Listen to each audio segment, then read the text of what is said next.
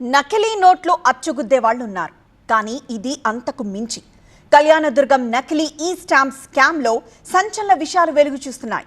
మీ సేవా కేంద్రం నిర్వాహకుడే ఈ దందా నడిపించాడనుకుంటే ఇప్పుడు అధికార పార్టీ నాయకుడి పేరు తెరపైకొస్తోంది. వేల ఫేక్ స్టాంప్లతో కోట్ల దందా సాగించిన కేటుగాళ్లెవరు? ఈ స్కామ్ ఆ ఏరియాకే పరిమితమా? స్టేట్ అంతా ఇలాంటి ట్యాంపరింగ్ నడిచిందా? స్టాంప్స్ స్కామ్ లో కొత్త ట్విస్ట్. తెరపైకి కీలక నాయకుడి పేరు. Political revenge కోసమేనా? తవ్వే కొద్ది డాక్యుమెంట్లు బయటపడుతున్నాయి. కేసులో కొత్త పేర్లు తెరపైకొస్తున్నాయి. ఏపీని కుదిపేస్తున్న కళ్యాణదుర్గం స్టాంప్స్ స్కామ్ పై విచారణ జరుగుతుండగా మరో కోణంలో మాజీ ఎమ్మెల్యే ఉన్నం హనుమంతరాయ్ చౌదరి కుమారుడు మారుతి చౌదరి పేరు బయటకు రావడం సంచలనం సృష్టిస్తోంది. ఈ స్టాంప్స్ కుంభకోణం నిందితులతో మారుతి చౌదరి ఫోన్లో మాట్లాడినట్లు పోలీసులు గుర్తించడంతో మ్యాటర్ మరో టర్న్ తీసుకుంది. ఎర్రప్ప అలియాస్ మీసేవా బాబు నకిలీ స్టాంప్స్ కేసులో కీలక నిందితుడు. అతనితో పాటు మరో నిందితుడు మోహన్ బాబుతో మాజీ ఎమ్మెల్యే కుమారుడు మారుతి చౌదరి ఫోన్లో మాట్లాడినట్లు నిందితులు విచారణలో ఒప్పుకున్నారు. ఎస్ఆర్సీ ఇన్ఫ్రా డెవలపర్స్ సంస్థని స్టాంప్స్ స్కామ్ లో ఇరికించేందుకు మారుతి చౌదరి కుట్ర చేశారని కళ్యాణదుర్గం ఎమ్మెల్యే అమిలినేని సురేంద్రబాబు అనుమానిస్తున్నారు.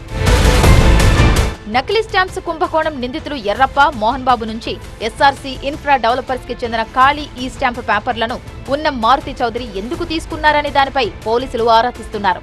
స్టాంపు కుంభకోణం వెలుగులోకి రాకముందే ఎమ్మెల్యే సురేంద్రబాబు ప్రమేయం ఉందంటూ కొందరు కావాలనే ప్రచారం చేయించారని అనుమానాలుస్తున్నాయి.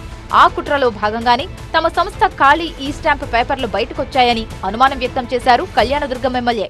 మొట్టమొదటిగా నా దృష్టికి వచ్చిన వెంటనే నేను కంప్లైంట్ ఇవ్వడం జరిగింది. వీళ్ళు ఏదో బ్లాక్మెయిల్ చేయడానికి, ఎవరైతే ఈ స్కామ్ చేసి ఏదైతే ఉన్నారో వాళ్ళ ద్వారా ఇతరుల మీద నెట్టడానికి వాళ్ళు ఏదైనా ప్రయత్నాలు చేశారనే దాన్ని కూడా అనుమానం పడాల్సిన అవసరం ఉంటుంది. దీని వెనక చాలా పెద్ద హస్తాలే ఉన్నాయి, పెద్దవాళ్ళే ఉన్నారు. నకిలీ స్టాంపుల కుంభకోణంలో తనను ఇరికించేందుకు సొంత పార్టీ నేతలే కుట్ర చేశారని అధిష్టానానికి ఫిర్యాదు చేయబోతున్నారు కళ్యాణదుర్గం ఎమ్మెల్యే సురేంద్రబాబు. ఓ పక్క స్టాంప్స్ స్కామే కలకలం సృష్టిస్తుంటే దీన్ని అడ్డు పెట్టుకుని కళ్యాణదుర్గంలో అధికార పార్టీ నేతల మధ్య జరిగిన తెరవెనుక కథ మరింత సంచలనం రేపుతోంది. ఎప్పటి నుంచి ఈ దందా నడిపిస్తున్నారు, ఎన్ని వేల స్టాంపు పేపర్లు ట్యాంపరింగ్ చేశారనే దానిపై అదుపులోకి తీసుకున్న ముగ్గురు నిందితులను పోలీసులు విచారిస్తున్నారు. ఆ ఎంక్వైరీలోనే మాజీ ఎమ్మెల్యే కుమారుడు కొన్నాళ్లుగా వారితో టచ్లో ఉన్న విషయం బయటకొచ్చింది.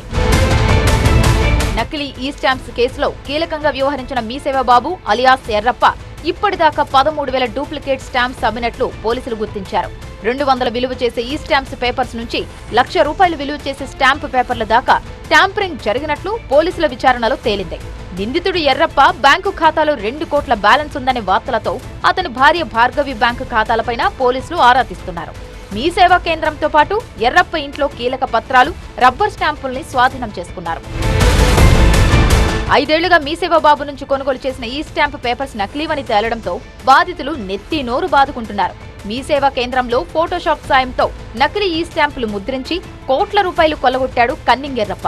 ఈ స్టాంపుల వ్యవహారంలో ఇంత జరుగుతున్నా స్టాంపులు, రిజిస్ట్రేషన్ల అధికారులకు అనుమానం రాకపోవడం, ఏ రోజు కన్నెత్తి కూడా చూడకపోవడం కూడా అనుమానాలకు తావిస్తోంది. కళ్యాణదుర్గం కుంభకోణంతో రాష్ట్ర వ్యాప్తంగా ఈ స్టాంపుల జారీ ఎలా ఉందో చూడాలని అధికారులను ఆదేశించారు రెవెన్యూ శాఖ మంత్రి అనగాని సత్యప్రసాద్.